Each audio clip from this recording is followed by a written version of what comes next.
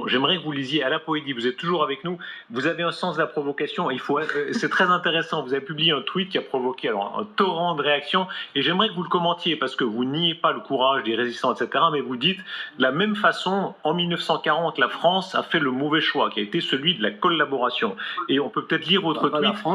La France entière, dites-vous, s'est alliée aux nazis.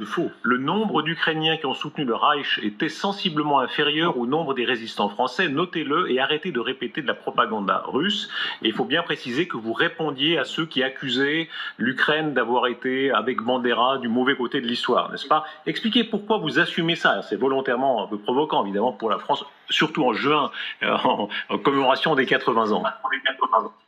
Oui, parce que bien évidemment, vous avez entendu, et même plusieurs personnes attaquent l'Ukraine en soulignant le passé soi-disant nazi, complètement fantaisiste de l'Ukraine, parce que c'est pas le passé. En fait, il n'y a pas de passé nazi de l'Ukraine. Le passé de la collaboration avec les nazis, c'est la France entièrement, le pays, c'est-à-dire le pays représenté par le gouvernement qui a représenté son peuple. Il a signé un accord de collaboration avec Hitler.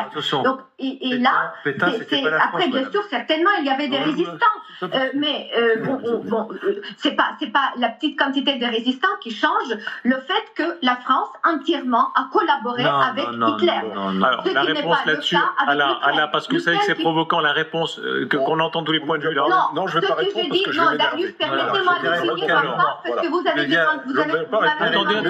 Attendez, Alain Poédi. Je finis juste un petit mot. Alors, finissez votre phrase et on entendra la réponse. La provocation, c'est pas moi qui fais, c'est vous qui réagissez, parce que ça vous touche. Vous ne voulez pas assumer le passé de la France. C'est vous qui réagissez à mes paroles. Mes paroles n'ont aucune provocation dans mes paroles. Voilà. Non, Alain, j'ai beaucoup de respect pour vous et je comprends votre combat pour l'Ukraine et je le partage largement.